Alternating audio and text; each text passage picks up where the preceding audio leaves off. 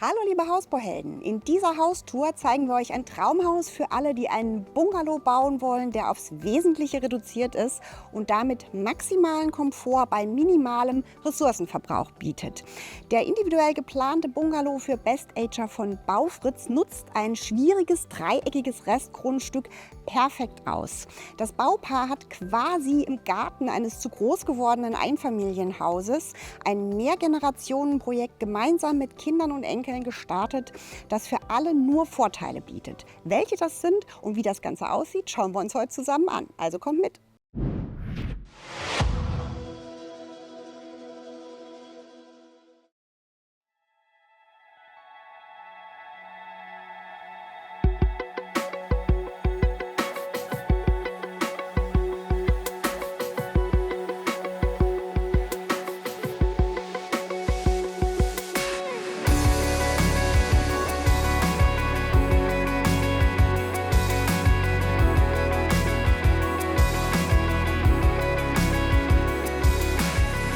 Dieser Winkelbungalow mit rund 114 Quadratmeter Wohnfläche wurde auf einem nur 325 Quadratmeter großen Grundstück realisiert, das nicht nur dreieckig ist, sondern auch noch am Hang liegt.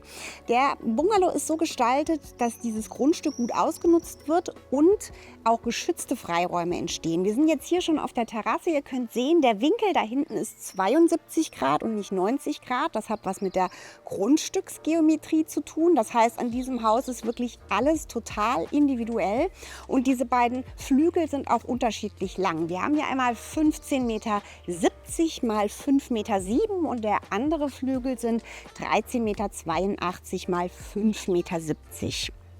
Das Grundstück grenzte an den ehemaligen Garten des viel zu groß gewordenen Einfamilienhauses, wo heute Kinder und Enkel wohnen. Und es liegt erstens höher, man kann das jetzt hier ganz gut sehen, und war sogar durch einen Bachlauf abgetrennt. Den Bach gab es schon nicht mehr, das Grundstück konnte man vom Nachbarn erwerben.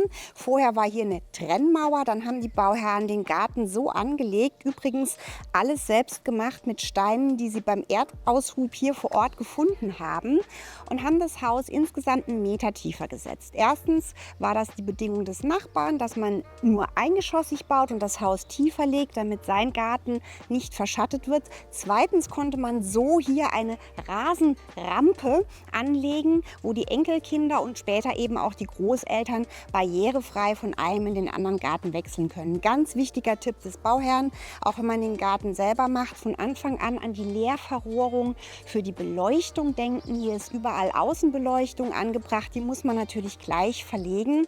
Und ich habe auch gesehen, hier gibt es 3 Außenwasserhähne an allen wesentlichen Stellen, dass eben auch die Bewässerung einfach ist.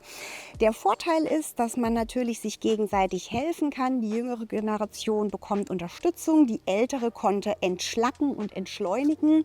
Und man kann sich natürlich die Care-Arbeit und die Gartenarbeit teilen, denn für ältere Leute ist so eine Gartenarbeit oder so ein großer Garten auch gar nicht mehr praktisch. Die Fassade ist eine waagerechte Holzverschalung in Fichte, die mit so einer besonderen Verkieselungslasur gestrichen ist. Es gibt auch die Vergrauungslasur, das ist was anderes.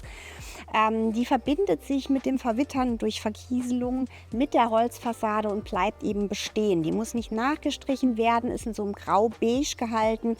Wenn euch die genauen Nummern, Farben interessieren, schreibt es mir gerne in die Kommentare.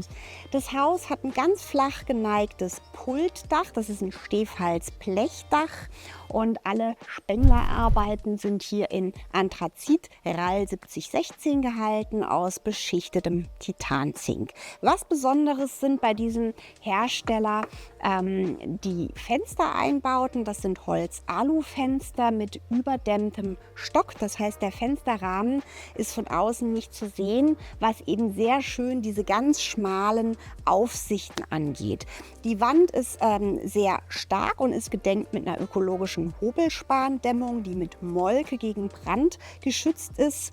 Es gibt so eine Schutzebene, ein Elektrosmog-Schutzpapier dazwischen, und wir haben innen eine Installationsebene, die an unterschiedlichen Stellen unterschiedlich breit ist und sehr geschickt genutzt wurde. Genauso wie die geschickte Raumaufteilung, die wir uns natürlich drinnen auch gleich anschauen. Wir sind jetzt hier auf der Südwestterrasse. Es gibt an jeder Stelle für jede Tages-, Nacht- Hochzeit, jede Nutzung eine Terrasse. Der Winkel da hinten sind 72 Grad. Das heißt natürlich auch, dass so eine Markise eine Sonderanfertigung ist. Das war tatsächlich nicht ganz einfach. Die Bauherrin wollte eigentlich ein Glasdach, das ein bisschen höher ist, damit es auch entlüftet und darunter nicht heiß wird. Das war zu aufwendig. Dann hat man sich für so ein dreieckiges Segel entschieden in weiß. Da sieht man zwar den Dreck drauf, aber unter einem schwarzen Segel, was ursprünglich auch mal angedacht war, wird es eben auch sehr, sehr heiß. Zum Thema Farben. Die Bauherren wohnen hier schon 6 Jahre drin, haben ein paar Sachen auch schon umgeändert. Das zeige ich euch, wenn wir gleich reinkommen. Und hier kann man noch mal sehr schön diese schmalen Fenster und die dahinter laufenden Lamellenjalousien sehen. Es gibt hier Stellen, die fest verglast sind und es gibt Öffnungsflügel, die dann auch schon gleich mit Mückengitter ausgestattet sind, mit solchen Türen. Man hat sich gegen eine Lüftungsanlage entschieden. Es gibt eine einzige Ausnahme im Schlafzimmer, die werde ich euch dann auch zeigen. Da ist eine Lüftungsanlage, so eine dezentrale, vorgerüstet. Ansonsten gehen wir jetzt mal vorne rum und schauen uns an, was es sonst noch für Terrassen gibt.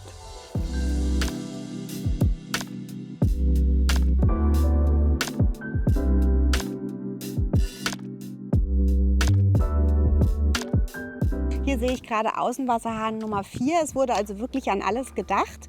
Und hier können wir schon sehen, dass die Eckausführung sehr elegant gelöst ist. Mit so einem Aluschwert in Bronze, so heißt die Farbe, sodass die auf Gärung geschnittenen Bretter sich hier eben sehr, sehr schmal auch in so einer feinen Ecke treffen.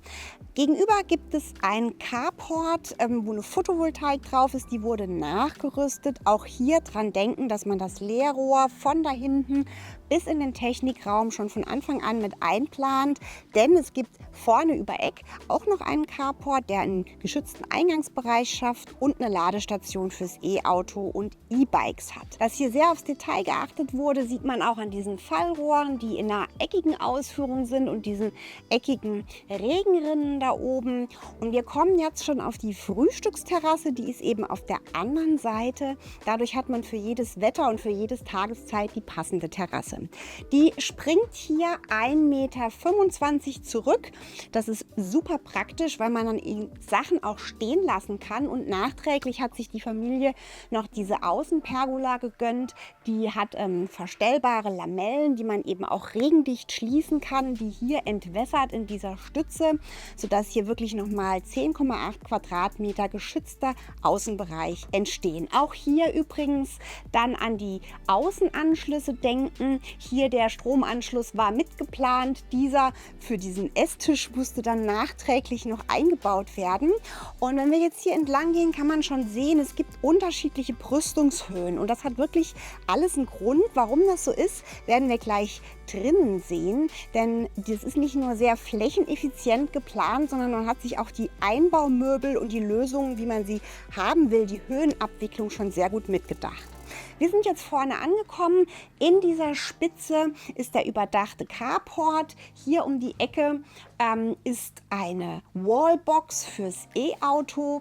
Und da in diesem Innenhof, der einfach mit einer alten, gebrauchten Holzschiebetür abtrennbar ist, da gibt es noch eine Fahrradgarage. Das finde ich eine total nette Idee, nämlich so eine Box, die man eben separat auch abschließen kann, wo dann auch gleich der Stromanschluss ist, damit die E-Bikes da drin auch geladen werden können.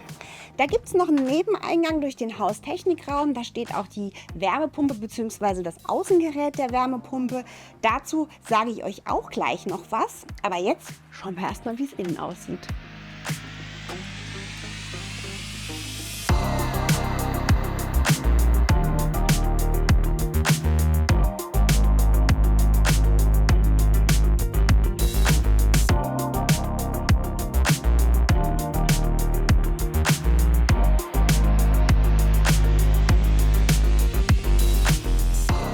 Schnittpunkt der beiden Flügel liegt die Diele, die etwa 10 Quadratmeter groß ist und zusammen mit diesem offenen Arbeitszimmer, das nochmal 11,5 Quadratmeter hat, hier echt Großzügigkeit schafft. Die lichte Raumhöhe ist 2,50 Meter, denn in diesem Bereich ist die Decke abgehängt.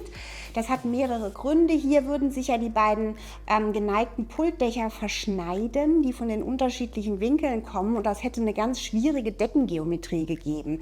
Diese Abhängung hat aber auch noch andere Vorteile. Die ist nämlich in die Küche weitergezogen. Außerdem können da natürlich wunderbar irgendwelche Sachen integriert werden, und ansonsten haben wir hier auch eine sehr, sehr geschickte Überlagerung von Nutzungen. Dieser Arbeitsbereich wird genutzt, dass eben auch Besuch empfangen werden kann, ohne dass die durchs private Wohnen geschehen müssen. Der eine Flügel ist Schlafen und Bad, der andere ist Wohnen und Kochen.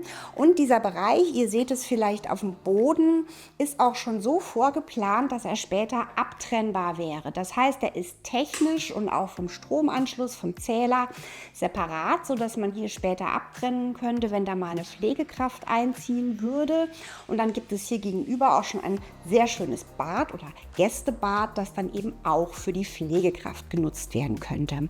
Der Boden ist eben auch deshalb so ein bisschen interessant von der Aufteilung, weil die Bauherrin wollte, dass man in den Hauswirtschaftsraum, der hier von außen kommt, eben auf gefliestem Boden durchlaufen kann und nicht das Eicheparkett damit belastet. Und es ist eine sehr besondere Fliese, 45 x 90 vom Format. Die gibt es leider nicht mehr, deshalb dürft ihr mich da auch nicht fragen, wie das Modell heißt. Die ist in Betonoptik, und zwar so in Schalungsoptik, dass man also wie so diese Schalungsholzbretter da noch sieht. Diese Fliese kommt im ganzen Haus zum Einsatz. Gästebad und auch Badezimmer, das werden wir gleich sehen. Auch die Rückwand ist hier sehr schön gestaltet. Man hat sich für eine offene Garderobe entschieden, wo man eine günstige Schranklösung von einem großen, bekannten schwedischen Möbelhaus integrieren konnte. Sehr schön auch diese abgetönte Rückwand in so einem ganz hellen Moosgrün. Und weil das jetzt hier eine Einheit ist, schauen wir uns als nächstes das Gästebad an. Vielleicht noch ein Wort zu den Türen. Das ist jetzt keine Standardtür. Es ist Eiche mit, also dieses Stumpfeinschlagen mit verdeckten Bändern, die sind auch erhöht. Das heißt, das Türblatt ist 2,10 Meter hoch, ist keine Standardtür. Und hier haben wir auch noch eine individuelle Planung. Es gibt nämlich überall Wandnischen in diesem Haus, die eben auch den Platz besonders gut nutzen sollen. Hier ist es ein Bild, das eine Familiengeschichte, Tradition hat. Und dann wurde zum Haushersteller gesagt, das soll da hängen, plant mir bitte in der Diele direkt eine Wandnische ein, wo dieses Bild genau reinpasst, und das hat hervorragend funktioniert. Und jetzt schauen wir uns mal das Bad an.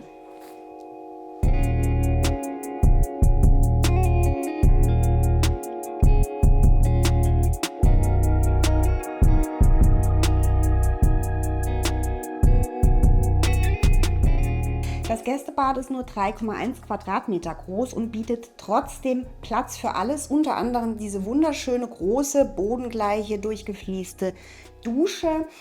Stichwort Fliesen, der Bauherr hat mir gesagt, es ist total wichtig, dass man darauf achtet, wie diese Fliesen verlegt sind. Die Fliesenleger wollen normalerweise immer hier die Fuge haben, das wollte er nicht. Er wollte hier die ganze Fliese, dann muss man natürlich dieses Loch in die Fliese schneiden, und man muss dann auch wirklich darauf achten, dass es so gemacht wird. Gleichzeitig wollte er auf der anderen Seite die Fuge hier mittig laufen haben. Auch sowas passiert nicht von selbst, da muss man also wirklich drauf achten. Hier sieht man auch ein besonderes Detail, ist auch diese Nische, die eben dann so geplant ist, dass sie von der Höhe jeweils 3 ganze Fliesen hier ermöglicht, und dass sie eben nicht mit so einer Fliesenabschlusskante gemacht werden musste, sondern da sind die Fliesen auf Gärung geschnitten. Auch das muss man natürlich extra beauftragen.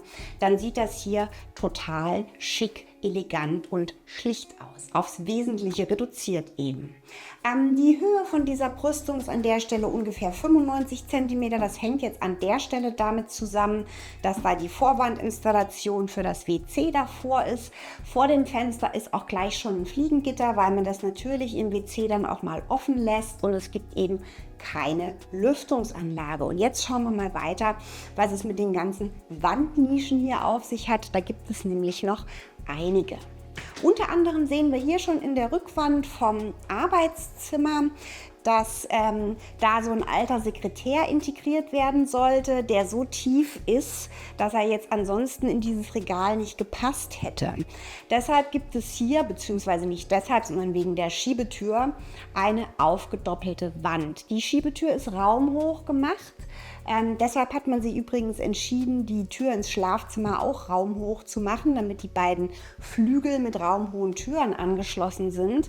Und weil natürlich ein Arbeitszimmer akustisch mit Telefonieren und Besuch immer laut ist und eine Schiebetür akustisch eben nicht so gut dämmt, hat man sich hier nachträglich eine ganz nette Sache überlegt. Man hat hier ausfräsen lassen eine Fuge, wo die Schiebetür reinlaufen kann, hat da auch so Dämmmaterial reingepackt, dass die hier erstens super leise und weich und eben auch akustisch wirklich abschließend anschließen kann.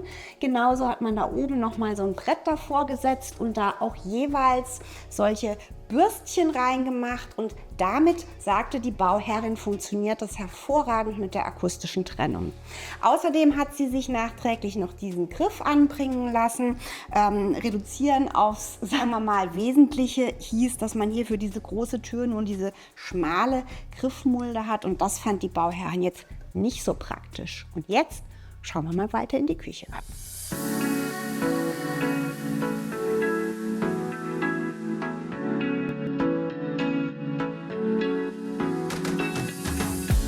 Die Küche ist 12,5 Quadratmeter groß, markiert wird der Übergang durch das Ende dieser abgehängten Decke. Das ist nicht nur optisch schön, weil es den Raum fasst, sondern hat auch einen Sinn. Unter anderem ist hier der Einbaukühlschrank drin und ihr seht, es ist kein so ein hässliches Zu- und Abluftgitter hier integriert. Der Kühlschrank hat natürlich innen eine Abluft, die eben in diesen abgehängten Zwischenraum reingeht. Das funktioniert wunderbar. Das Ganze sieht damit optisch auch besser aus. Wir haben hier mal eine Tür mit einem normalen Drehkippbeschlag. Hier kann man sehen, diese Holz-Alu-Fenster, normalerweise in Fichte, das ist preisgünstiger und alle Öffnungsflügel, nur die Öffnungsflügel hat man eben aus optischen Gründen mit Eiche genommen. Eicheflügel fürs ganze Haus, für die Festverglasungen wäre sehr teuer geworden, aber das ist gestalterisch eine gute Idee und passt damit sehr gut. Die Fichte ist ansonsten dann in Anthrazit gestrichen. Wir sehen das da auch bei den Festverglasungen und passt damit sehr gut ins Gesamtbild. Die Küche hat jetzt das Eicheparkett auch durchgezogen. Da sagten die Bauherren, das würden sie heute nicht mehr so machen. Sie haben sich jetzt da schon so einen Teppich hingelegt, weil das Parkett doch sehr leidet. Und sie würden das gerne nachträglich noch fließen, aber wie gesagt, die Fliesen gibt es nicht mehr. Also sowas muss man sich immer überlegen. Ein paar Fliesen mehr kaufen ist eigentlich immer eine gute Idee, auch wenn man mal was nachbessern muss, wenn mal was kaputt geht. Die Arbeitsfläche ist schon erneuert. Das war nämlich mattschwarz, genau wie die Küche, das wollten sie gerne so. Und die Bauherrin hat gesagt, das war so schlimm, obwohl es Anti-Fingerprint war. Man hat jeden Fettfleck drauf gesehen, dass sie gesagt hat, nee, das will ich nicht. Man hat sich nach 2 Jahren diese neue Platte gegönnt. Es ist ein brasilianischer Naturstein, es war wahnsinnig teuer, ist aber sehr, sehr schön und auch sehr unempfindlich. Die Arbeitshöhe sind 95 cm, ist etwas höher. Die Breite ist hier 1,10 Meter, sodass man hier wirklich viel Platz zum Arbeiten hat. Der Abstand ist 1,30 Meter, das heißt, es ist hier auch wirklich viel Platz. Und eine Besonderheit ist dieser Backofen, der hat eine Sonderbreite, der ist 90 cm breit, auch mit so breiten Blechen. Das sieht nicht nur schick aus, sondern da kriegt man eben auch ein großes Blech Familienpizza rein oder einen großen Blechkuchen. Und das ist wohl wirklich sehr praktisch. Arbeitshöhe hatte ich schon gesagt, 95 cm ist wichtig im Zusammenhang mit der Brüstungshöhe von diesem Fenster. Es war den Bauherren sehr wichtig, hier diese Festverglasung zu haben, wo man rausgucken kann, wo praktisch auch die Fensterstürze eben, die Fensterrahmen überbaut sind, sodass das wirklich ein Blick nach draußen ist. Das heißt, die Höhe muss natürlich angepasst sein auf die Küche. Hier haben wir dann mit 72 cm eine etwas tiefere Arbeitsfläche und dann funktioniert es auch mit diesem großen Wasserhahn, dass es eben, weil der Abstand hier groß genug ist, jetzt nicht so arg an die Scheibe spritzt. Zu dem breiten Backofen habe ich euch schon was gesagt. Auf der anderen Seite gibt es auch noch mal was ganz Nettes. Hier ist die Arbeitsfläche noch 55 cm, weil der Bauherr im Nachhinein eben die Rückwand selber noch mit Eiche verkleidet hat. Das praktisch gleiche Parkett wie auch auf dem Boden, was ich sehr schön finde. Dann haben wir hier so einen hoch eingebauten Dampfgarer und darunter sagte mir die Bauherren, ihr Lieblingsteil ist diese Wärmeschublade. Da kann man nicht nur Teller vorwärmen, sondern auch wenn sie Filet anbrät, kann man das da drin mit etwas höherer Temperatur fertig garen lassen und das ist wohl eine ganz tolle Sache. Hier nebendran, wie gesagt, der Kühlschrank, die Gefriertruhe steht im Hauswirtschafts- und Technikraum, den wir uns später noch angucken. Und jetzt schauen wir mal weiter in den Wohnbereich.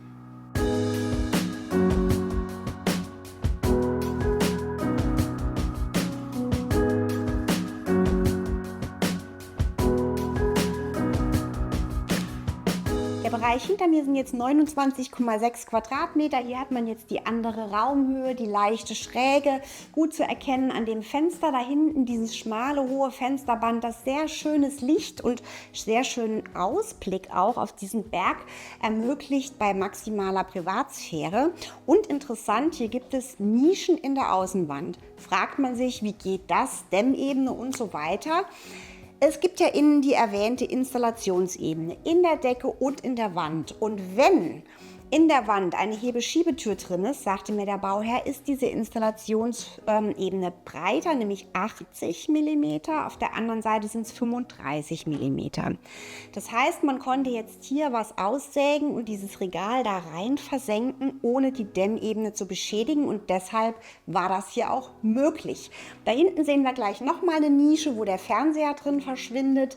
Hier haben wir jetzt die große Hebeschiebetürhöhe, auch von diesem Flügel 2,10 Meter. Breite 1,50, hier mit extra flacher Schwelle ausgeführt, dass man eben auch barrierefrei auf die Terrasse rauskommen kann.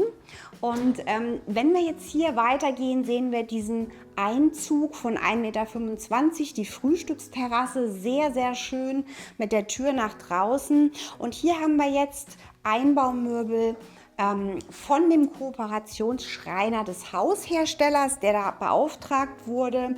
Hier haben wir jetzt da die Brüstungshöhe extra 91 cm, damit eben die Bank mit der Lehne, mit der Höhe, die man gerne hätte, da genau drunter passt. Das war dem Bauherrn ganz wichtig.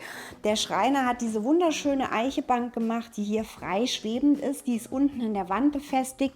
Das war wiederum der Bauherrin wichtig, dass man da drunter wischen kann und keine Füße beim Putzen stören. Und diese wunderschöne Bank, die sich da um die Ecke zieht, sagt der Bauherr, hat er sich nicht selbst zugetraut zu bauen, aber andere Dinge hat er selbst gemacht. Wir sehen zum Beispiel hier diese Sitzfenstergeschichte, die eben jetzt nicht mit so einem Rahmen und wahnsinnig teuer vom Haushersteller bezogen ist, sondern er hat sich vom gleichen Schreiner eben diese schöne große Sitzplatte und die Fronten hier machen lassen und dann innen einfach selber ein günstiges Möbelstück reingebaut. Wir sehen hier, da ist jetzt die Nische für den Fernseher, der lässt sich so rausklappen, wenn man beim Essen mal die Tagesthemen schauen will oder beim Kochen. Und ansonsten verschwindet der hier ganz unauffällig. Auf der anderen Seite gibt es noch einen Fernseher, wo man eben dann auch vom Sofa aus gucken kann. Und gegenüber haben wir jetzt wieder so eine Kombination aus Festverglasung und Öffnungsflügel. Da sieht man das ganz schön. Der Öffnungsflügel in Eiche, die Festverglasung in Anthrazit gestrichener Fichte. Und das ist eine selbstgemachte Einbaulösung. Auch hier der Unterschrank von einem bekannten schwäbischen Möbelhaus. Die Fronten sind tatsächlich original von dort. Die Platte ist im Baumarkt so zugeschnitten und er hat gesagt, bei der Planung natürlich schon dran denken, dass dieser Standardschrank dann da hinpasst. Deshalb ist die Brüstungshöhe an der Stelle 86 cm über Fertigfußboden. Auch sowas muss man in der Planung natürlich berücksichtigen und dann auf der Baustelle auch gucken, dass es wirklich so ausgeführt wird.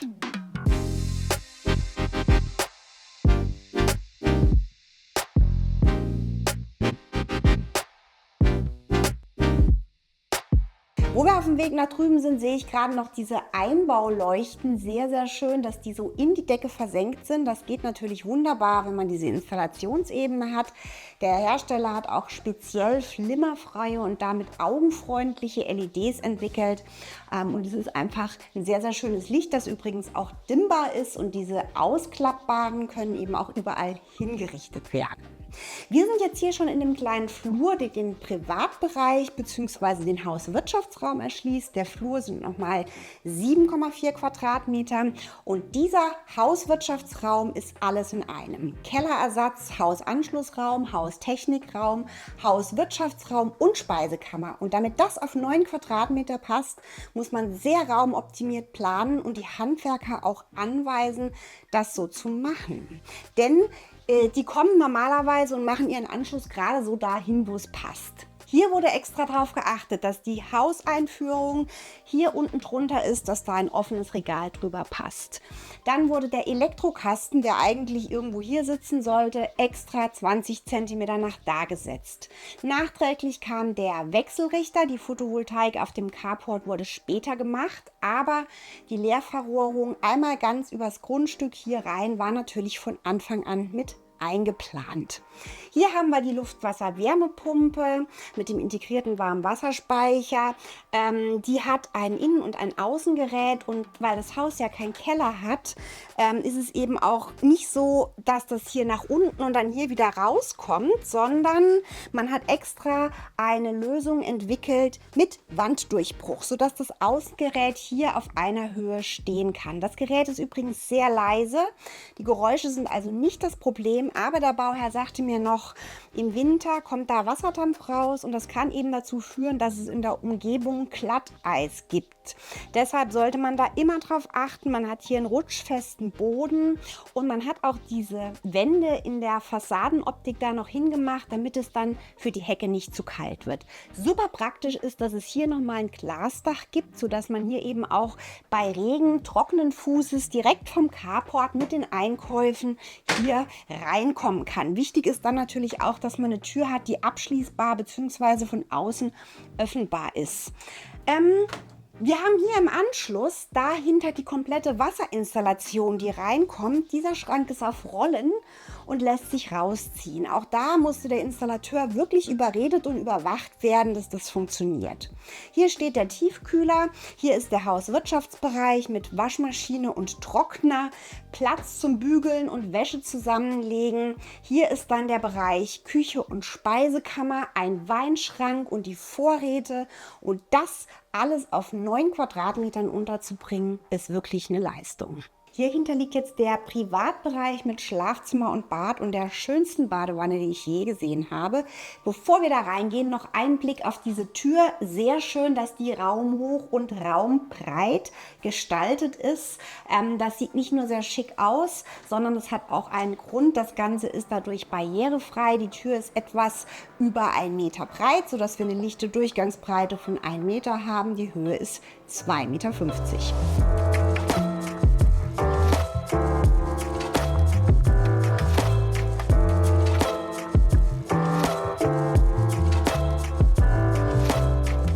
Das Schlafzimmer mit integrierter Ankleide hat 24,3 Quadratmeter und das erste, was man sieht, ist diese freistehende Badewanne. Das kann man natürlich machen, wenn man so eine geschützte Terrasse im Winkel hat, alles begrünt und gegenüber nur die eigenen Kinder wohnen. Aber es ist einfach wunderschön. Die Brüstungshöhe sind hier 49 cm, das Fenster ist 1,70 x 2,40 Meter. Es ist auch wieder eine Festverglasung, innen in Anthrazit gestrichen. Natürlich gibt es da auch eine Lamellenjalousie, die man runterlassen kann. Und die freistehende Wanne hier hinzustellen, war eigentlich die Idee, weil ansonsten das Bad hätte größer werden müssen und dieser Gang hier einfach sehr schmal geworden wäre. So ist es total großzügig. Die Wanne wird auch tatsächlich benutzt. Die steht auf so einem kleinen Sockel, weil die Bauherren die nachträglich gekauft und hier selbst installiert haben. Und dann war eben der Aufbau unten drunter für das Abwasser doch etwas anders als geplant. Man hätte das auch ohne Stufe machen können. Ich finde aber, dass das so auch sehr, sehr nett aussieht. Hier gibt es dann wieder die Wandnischen. Man hat die wandintegrierten Armaturen. Das ist klar, das kann man natürlich jetzt so ohne Fliesen an der Wand machen, wenn man hier keine kleinen Kinder hat, die spritzen.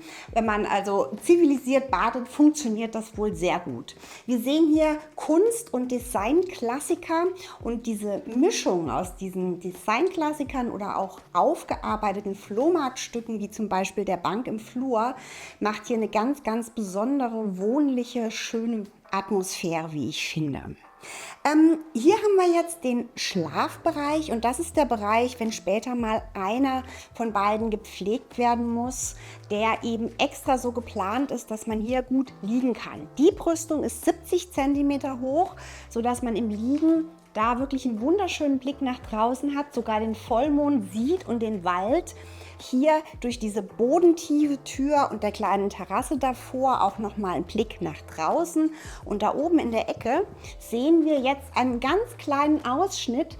Das ist ein Stromanschluss. Dahinter ist in der Wand so ein Wechsel in der Konstruktion, dass man dann da ein Loch reinmachen könnte für so eine Lüftungsanlage, so eine dezentrale mit Wärmerückgewinnung, falls hier mal jemand liegt, dass das eben der Raum ist, der dann auch, ohne dass man das Fenster dauerhaft offen haben muss, gut belüftet werden kann.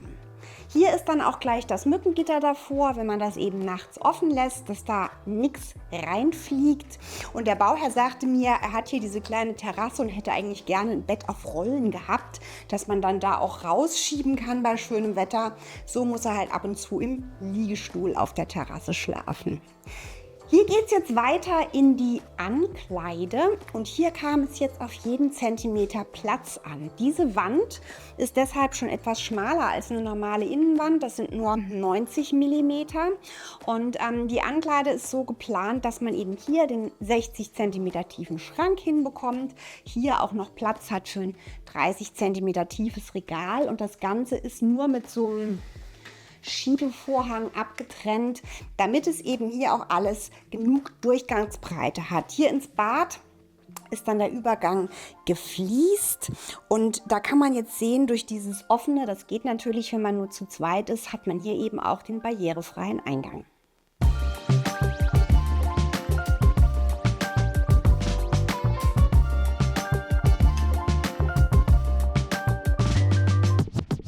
Das Bad hat 6,9 Quadratmeter und hier musste wirklich jeder Zentimeter ausgenutzt werden, damit das bei den Bewegungsflächen klappt.